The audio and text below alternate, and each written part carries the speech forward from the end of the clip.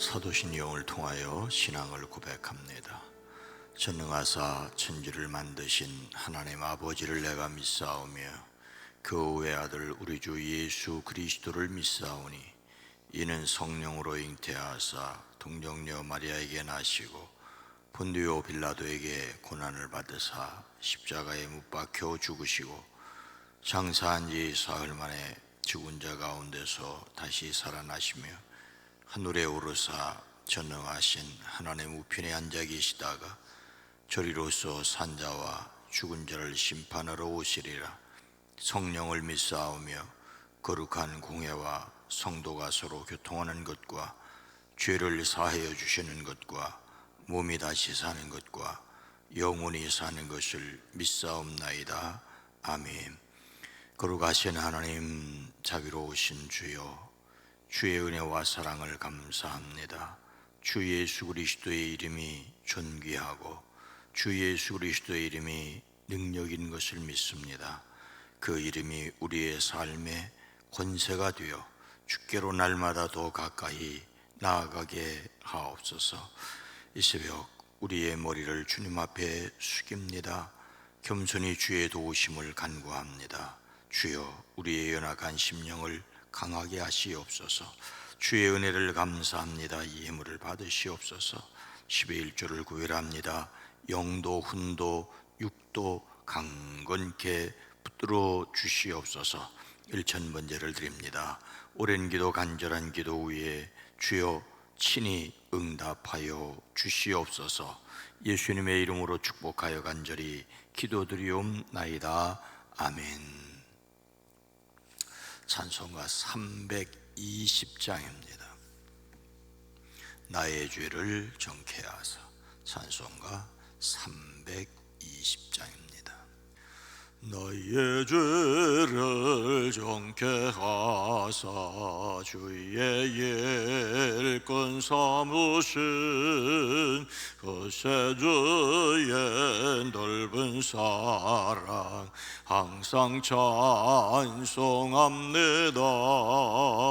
나를 일꾼 삼으신 주 크신 능력 주시고 언제든지 주 뜻대로 사용하여 주소서. 내게 부어주시려고 그의 예비하신 주 주의 은혜 채워주사 능력 있게 하소서. 나를 일꾼 삼으신 주 크신 능력 주시고 언제든지 주 뜻대로 사용하여 주소서. 죄의 짐을 풀어주신 주의 능력 크도다. 나를 피로 사신 예수 내 맘속에 오소서. 나를 일꾼 삼으신 주 크신 능력 주시고 언제든지 주 뜻대로 사용하여 주소서.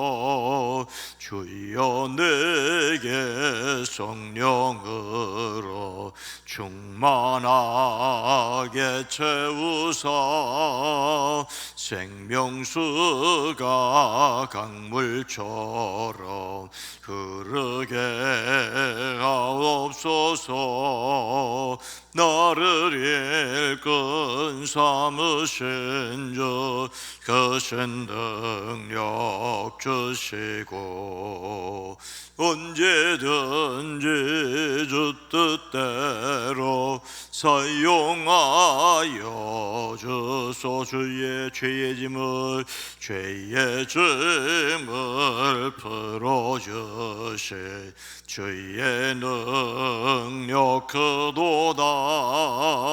나를 필요 사신 예수, 내 맘속에 오소서. 나를 일꾼 삼으신 주 능력 주시고, 언제든지 주 뜻대로 사용하여 주소서. 주여 내게 성령으로 충만하게 채우사 생명수가 강물처럼 흐르게 하옵소서. 나를 일꾼 삼으신 주 크신 능력 주시고, 언제든지 주 뜻대로 사용하여 주소서. 아멘.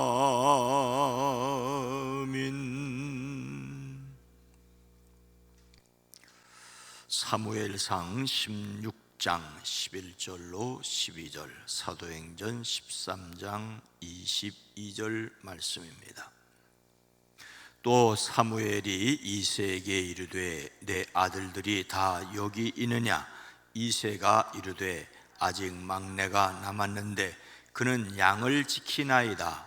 사무엘이 이새에게 이르되 사람을 보내어 그를 데려오라. 그가 여기 오기까지는 우리가 식사자리에 앉지 아니하겠노라. 이에 사람을 보내어 그를 데려오매 그의 빛이 붉고 눈이 빼어나고 얼굴이 아름답더라. 여호와께서 이르시되 이가 그니 일어나 기름을 부으라 하시는지라. 패하시고 다윗을 왕으로 세우시고 증언하여 이르시되 내가 이새의 아들 다윗을 만나니 내 마음에 맞은 사람이라. 내 뜻을 다 이루리라 하시더니 아멘. 오늘도 예수 그리스도 그 이름으로 승리하시기를 축복합니다. 뉴욕 그랜드 센트럴역, 키 큰 한 장교 한 사람이 서 있었습니다. 공군 전투기 조종사인 그의 이름은 브랜드 포드. 그는 심장이 쿵쾅대서 숨이 막힐 지경이었습니다. 지난 18개월간 그의 인생에 그토록 특별한 자리를 차지했던 그 여인을 만날 것이기 때문입니다. 얼굴을 아직 본 적이 없지만 그녀는 한결같이 그의 버팀목이었습니다. 그가 공중전에서, 2차 대전 얘기입니다. 공중전에서 일본 전투기들과 공중전을 벌일 때마다 공포를 느꼈습니다. 그는 펜팔로 사귀건 홀리스 메이넬 양의 편지를 떠올렸습니다. 그녀는 편지에서 말합니다. 성경의 다윗 왕은 공포를 몰랐을까요? 아니, 공포 때문에 다윗은 시편 23편을 쓴 거예요. 내가 사망의 음침한 골짜기로 다닐지라도 해를 두려워하지 않을 것은 주께서 나와 함께 하심이라.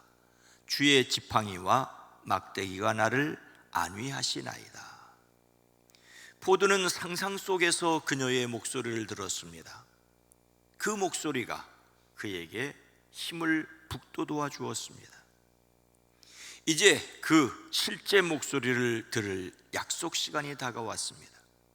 그때 한 소녀가 그를 가까이 왔다 지나쳤습니다. 하지만 그들이 약속했던 작은 장미는 아니었습니다. 이어서 연두색 정장을 입은 아주 매력적인 여성이 다가왔습니다. 하지만 꽃을 달지를 않았습니다. 그리고 나서 한 여인이 나타났습니다. 나이는 40을 충분히 넘어 보였습니다. 몸매는 뚱뚱했고 발목이 굵고 굽이 낮은 구두를 신고 있었습니다. 그녀는 약속대로 구겨진 코트 위에 장미를 달고 있었습니다. 순간 포드는 지나간 그 젊은 아가씨를 따라가고 싶은 마음이 들었습니다. 하지만 버팀목이 되어준 그녀에 대한 기다림이 너무 깊었습니다. 포드는 망설이지 않았습니다. 약속대로 작고 달아 빠진 파란색 가죽 표지의 소설책을 그녀에게 건넸습니다. 그리고 말합니다. 메이넬 양이시죠? 만나서 반갑습니다. 저녁 식사 함께 하실까요? 그때 그 중년 여인은 웃음을 참으며 이렇게 말합니다. 이복의 젊은이, 대체 이 뭐 하는 것인지 모르겠군. 아까 그 연두색 정장한 아가씨 있지, 그 아가씨가 나보고 장미를 달고 있으라고 부탁하더군. 그리고 젊은이가 나한테 같이 가자고 말을 건네오면 자기는 저 건너편 큰 식당에서 기다리고 있다고 전해달라고 하더군. 무엇을 시험하였다나?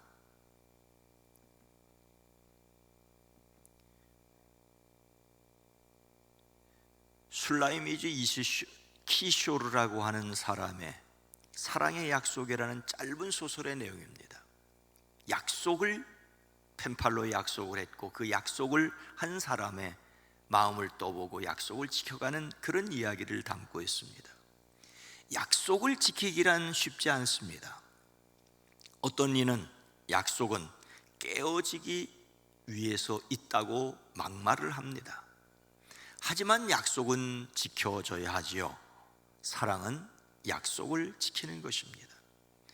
우리가 약속을 지켜야 하는 이유는 하나님께서 신실하게 약속을 지키시는 분이시기 때문입니다. 하나님께서 사울을 대신할 왕의 조건으로 말씀하신 내용은 무엇이었습니까? 지금은 왕의 나라가 길지 못할 것이라 여호와께서 왕에게 명령하신 바를 왕이 지키지 아니하였으므로 여호와께서 그의 마음에 맞는 사람을 구하여 여호와께서 그를 그의 백성의 지도자로 삼으셨느니라 하고, 사울 왕 때 블레셋이 이스라엘과 싸우려고 모였는데 병거가 3만, 기마가 6천이나 되었고 보병은 바닷가에 모래알처럼 많았어 셀 수가 없었습니다. 이스라엘 사람들은 자기들이 위급하게 되었다는 것과 포위가 되었다는 것을 알고는 저마다 굴이나 숲이나 바위 틈이나 구덩이나 웅덩이 속으로 기어들어가 숨었지요. 더러는 요단강을 건너 길르앗 지역으로 달아나기까지도 했습니다. 사울을 따르는 모든 군인들이 떨고 있었습니다. 사울은 사무엘의 말대로 이레를 기다렸으나 그는 오지 않고 백성은 그에게서 떠나 흩어지기 시작했습니다. 사울 왕은 사람들에게 번제물과 화목제물을 가져오라고 한 다음에 자신이 직접 번제를 올렸습니다. 사울이 막 번제를 올리고 나자 사무엘이 도착했지요. 사울이 반갑게 나가마자 인사를 했지만 사울이 꾸짖습니다. 임금이 어찌하여 이런 일을 하셨습니까? 해서는 안 될 일을 하셨습니다. 주 하나님이 명하신 것을 임금님이 지키지 않으셨습니다. 명령을 어기지 않으셨더라면 임금님과 임금님의 자손이 언제까지나 이스라엘을 다스리도록 주님께서 영원토록 굳게 세워주셨을 것입니다. 엄청난 말이지요. 이제 임금님의 왕조가 더 이상 계속되지 못할 것입니다. 주님께서 임금님께 명하신 것을 임금님이 지키지 않으셨기 때문에 주님께서는 달리 마음에 맞는 사람을 찾아 그를 당신의 백성을 다스릴 영도자로 세워주셨습니다. 이것은 사울에게서 왕의 자리가 끝날 것이라는 말이죠. 사울의 왕조가 더 이상 계속되지 못할 것이라고 말합니다. 더욱이 그 다음 왕조에 대하여 하나님의 마음에 맞는 사람을 구하여 그를 그의 백성의 지도자로 삼으시겠다고 하십니다. 여기서 사울이 결심해야 할 것은 회개였습니다. 그는 처음 마음으로 돌아가 회개하여만 했고 그래야만 그에게 길이 있었을 것입니다. 그러나 회개하지 않았고 백성 앞에서 사무엘과 함께 하나님께 제사 드리는 모습을 보여주려고 했습니다. 하나님의 마음에 합한 사람으로 선정된 다윗은 어떤 모습을 가졌습니까? 이에 사람을 보내어 그를 데려오매 그의 빛이 붉고 눈이 빼어나고 얼굴이 아름답더라. 여호와께서 이르시되 이가 그니 일어나 기름을 부으라 하는지라.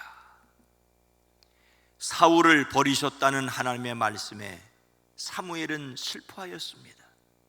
하나님이 그에게 말씀하십니다. 내가 이미 그를 버렸는데 너는 언제까지 사울 때문에 괴로워할 것이냐? 너는 어서 뿔병에 기름을 채워서 가지고 길을 떠나 베들레헴 사람 이새에게로 가거라. 내가 이미 그의 아들 가운데서 왕이 될 사람을 한 명 골라 놓았다. 사무엘은 베들레헴으로 가 이새의 맏아들 엘리압을 보자 이 사람이 그 사람이라고 생각하였습니다. 하지만 그의 마음에 주님의 음성이 들려왔습니다. 너는 그의 준수한 겉모습과 큰 키만을 보아서는 안 된다. 그는 내가 세운 사람이 아니다. 나는 사람이 판단하는 것처럼 그렇게 판단하지 않는다. 사람은 겉모습만을 따라 판단하지만 나 주는 중심을 본다. 그러나 이새의 아들 7을 모두 사무엘 앞으로 지나가게 하였으나 누구도 하나님이 택한 사람이 아니었습니다. 그래서 아버지와 형들이 사무엘과 함께 식사하는 자리에 참석하지 못하고 지금 양떼를 치고 있던 막내 아들 다윗을 불러왔습니다. 다윗은 그 빛이 붉고 눈이 빼어나고 얼굴이 아름답더라고 하였습니다. 다윗은 빛이 붉고 눈이 빼어나고 얼굴이 아름답더라. 얼굴빛이 붉었다는 말은 어리고 순진하였다는 말입니다. 이것 때문에 다윗은 나중에 골리앗에게 놀림을 받았습니다. 눈이 빼어나고 얼굴이 아름다웠다라는 말도 어린아이의 천진난만한 모습을 말하고 있습니다. 빛이 붉고 눈이 빼어나고 얼굴이 아름다웠다라는 말은 다른 말로 하자면 애송이티가 줄줄 흘렀다는 말에 불과합니다. 하나님께서 다윗의 중심을 보셨습니다. 그의 피부, 그의 눈, 그리고 그의 얼굴은 속마음을 드러내는 것에 불과하였습니다. 그가 철부지 어린 아이였다는 것은 달라지지 않습니다. 하나님께서 그런 그를 선택하셨고 하나님의 사람으로 성장하도록 하셨습니다. 다윗을 가리켜 바로 이 사람이다. 어서 그에게 기름을 부으라고 주님이 말씀하십니다. 중요한 것은 다윗이 끝까지 하나님 앞에서 겸손하였다는 것입니다. 물론 그가 실수하지 않았다는 말이 아닙니다. 그는 우리아의 아내 밧세바와 엄청난 실수를 하였습니다. 하지만 철저하게 회개하였습니다. 시편 말씀은 내가 탄식함으로 피곤하여 밤마다 눈물로 내 침상을 띄우며 내 요를 적셨나이다라고 하였습니다. 다윗의 신실함은 회개하는 것이었고 사울의 어리석음은 회개할 줄 모르는 것이었습니다. 하나님은 폐하시기도 세우시기도 하십니다. 오늘 하나님 앞에서 살기 위해서 결단해야 할 것은 무엇입니까? 폐하 앞에서 사울을 폐하시고 다윗을 왕으로 세우시고 증언하여 이르시되 내가 이새의 아들 다윗을 만나니 내 마음에 맞는 사람이라 내 뜻을 다 이루리라 하시더니, 하나님은 겸손한 사람을 세우시지만 교만한 사람을 버리십니다. 겸손했던 사람도 교만하면 버림을 받습니다. 교만한 사람이라도 회개하면 희망이 있습니다. 예수님을 닮는 성품으로서의 신실은 투명한 동기로 옳은 일을 하려는 열망입니다. 마음을 깨끗하게 하는 길은 죄를 버리고 회개한 것뿐입니다. 하나님의 능력으로 하나님께 온전히 헌신할 수 있는 저와 여러분 모두가 되어지기를 주의 이름으로 축원합니다. 거룩하신 하나님, 자비로우신 주여, 사람이 하나님 앞에서 어찌 온전하게 헌신할 수 있겠습니까? 우리는 넘어지고 쓰러지고 자빠지고, 그러나 다시 주의 은혜를 기억하고 주님께로 더 가까이 나아갈 뿐입니다. 성령 하나님, 우리를 주의 은혜 가운데 견고하게 하시되 깨닫고 회개하며 주님께로 돌아서는 일에 빠르게 하시고, 완고한 마음을 버리고 회개할 줄 모르는 마음을 버리고 겸손히 주님께로 나아가게 하옵소서.